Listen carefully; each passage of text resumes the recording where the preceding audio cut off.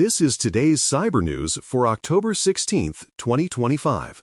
You can also subscribe to the newsletter and view the archive of previous headlines at dailycyber.news.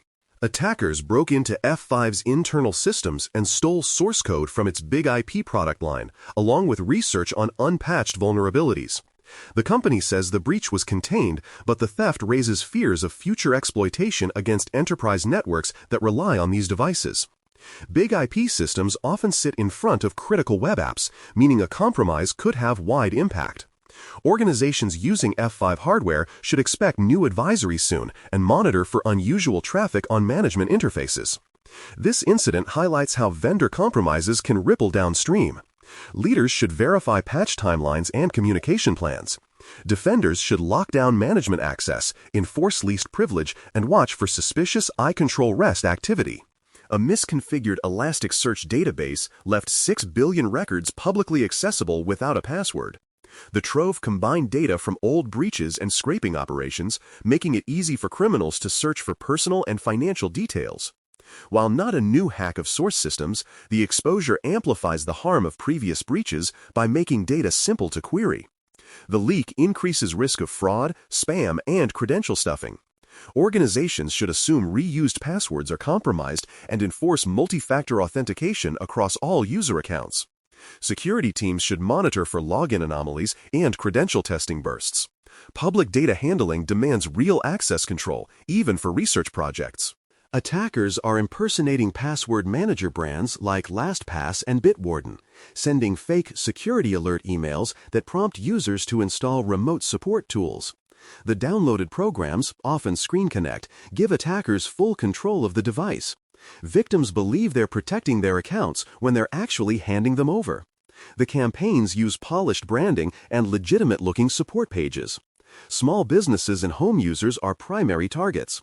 Leaders should reinforce policies against installing unverified tools from unsolicited messages. Defenders should block common remote access installers and check for new administrative programs deployed in the past few days. Awareness and basic controls stop most of these attacks. A campaign dubbed ClickFix has registered more than 13,000 fake domains to trick users into copying and running malicious commands. The lures appear as support or fix your issue pages found through search or ads.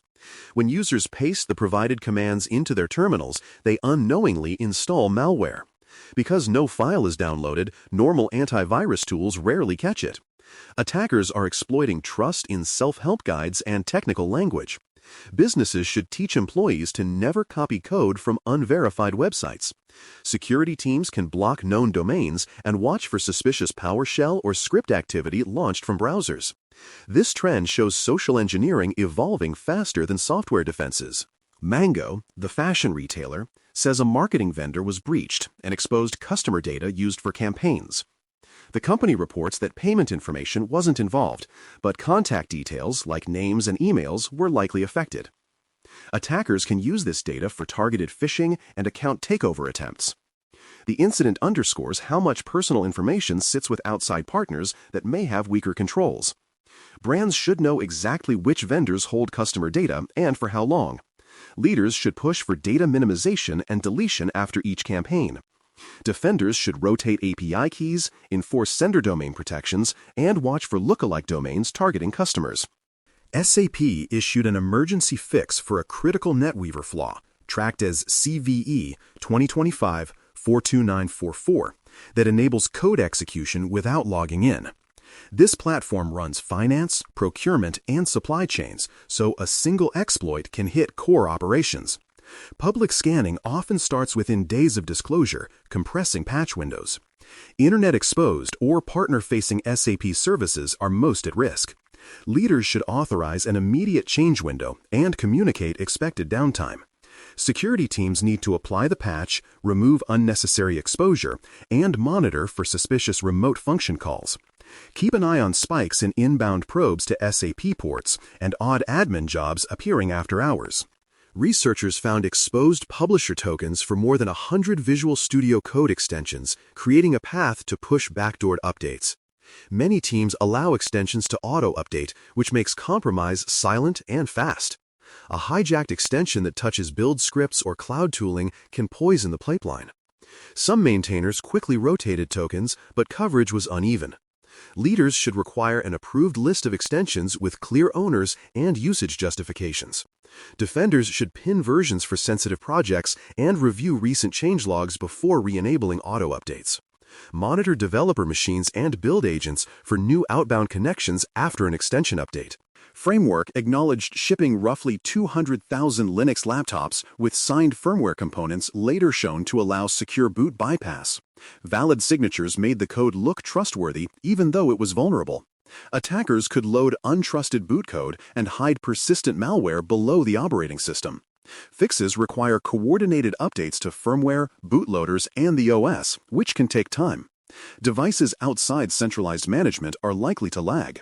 Leaders should treat firmware lifecycle as a first-class program with inventory and deadlines. Defenders should apply vendor updates, deploy revocation lists, and verify secure boot status with attestation checks. A China-linked group called Jewelbug reportedly gained long-term access to a Russian IT services provider by abusing the Microsoft console debugger. Running payloads under trusted system processes helped them blend in and avoid alerts. Because the initial victim was a provider, many downstream clients were at risk. The operators used built-in tools and careful timing instead of noisy malware. Leaders should demand diagrams of provider access paths and require session recording with tamper-resistant logs. Security teams should restrict debugger tools on servers and alert on unusual process chains. Treat any provider VPN session that initiates lateral movement off hours as a high-priority investigation. Flax Typhoon, a group linked to China, quietly turned ArcGIS server features into a backdoor for more than a year. They blended commands into normal map and feature service traffic, so it looked like routine activity. Because geographic information systems connect to planning, utilities, and public data, the stakes are high. The long dwell time suggests weak logging, limited baselining, or both. Cities, utilities, and enterprises exposing ArcGIS services to partners are most at risk. Leaders should classify GIS as a Tier 1 app and demand the same controls used for finance. Defenders should lock down public endpoints, rotate tokens, and enable deep request logging. Treat odd methods, unusual parameters, or token use from new networks as priority alerts. Researchers disclosed critical flaws in certain Red Lion remote terminal units that allow code execution with root access, no login required. These devices help control physical processes in plants and utilities, so compromise can change set points or halt operations. Internet exposure and flat networks make exploitation far easier. Patching is available, but downtime windows are often hard to schedule. That delay can turn a quick fix into a long outage after an incident. Leaders should approve maintenance now and document acceptable risk clearly if they defer. Defenders should isolate RTUs behind firewalled zones and restrict management to engineering stations. Verify firmware integrity and recent configuration changes before bringing systems back online. A vulnerability in the ICTBroadcast autodialer platform is being actively exploited to run code without authentication. Attackers can hijack servers to place calls, pivot into voice networks, or install miners and botnets. Because these systems often sit on the internet and connect to telephony, costs can spike quickly.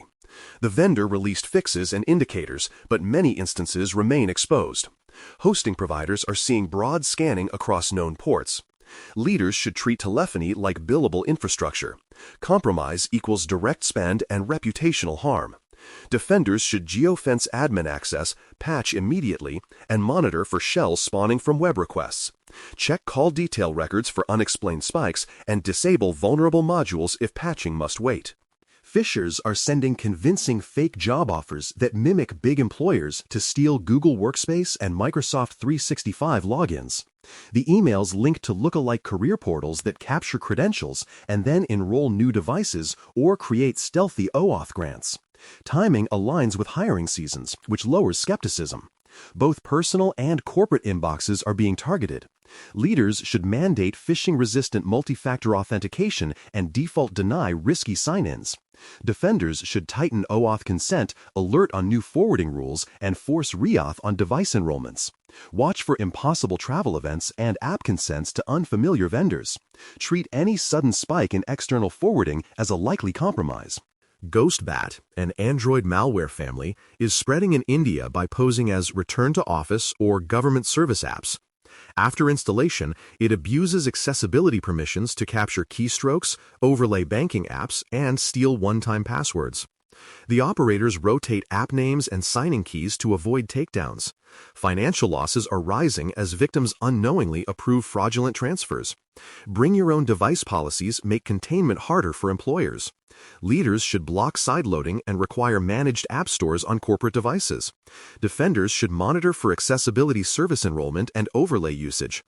Add step-up verification on high-risk transactions until infection rates fall. A U.S. court sentenced the hacker behind the 2024 PowerSchool breach to 4 years in prison plus restitution for investigation costs. The case affected student information systems used by K-12 districts for grades, attendance, and communication. Prosecutors emphasized how the intrusion disrupted school operations and exposed personal data for students and staff. The conviction shows that law enforcement is treating education infrastructure as critical, with real penalties for attackers. PowerSchool has since added stronger authentication and monitoring. Leaders in education should report regularly on vendor security and verify breach response capabilities. Defenders should enforce phishing-resistant multi-factor authentication and segregate admin consoles. Monitor for unusual bulk exports or after-hours data pulls from vendor systems. The Qilin ransomware group continues expanding, listing new victims on its leak site and using hosting providers known for weak abuse enforcement. Operators rely on double extortion and rotate domains to stay ahead of takedowns. Recent attacks hit manufacturers, healthcare suppliers, and professional services firms. Leaked chat logs show scripted negotiations, short payment windows, and recycled tools from other crews. That overlap points to a shared affiliate ecosystem. Leaders should verify that incident response and legal playbooks cover data theft as well as encryption. Defenders should patch edge devices, disable exposed RDP, and block outbound transfers to unfamiliar networks. Offline backups and containment drills remain the best defense. That's the Bare Metal Cyber Daily Brief for October 16, 2025. For more, visit baremetalcyber.com. You can also subscribe to the newsletter and view the archive of previous headlines at dailycybernews.com. We're back tomorrow.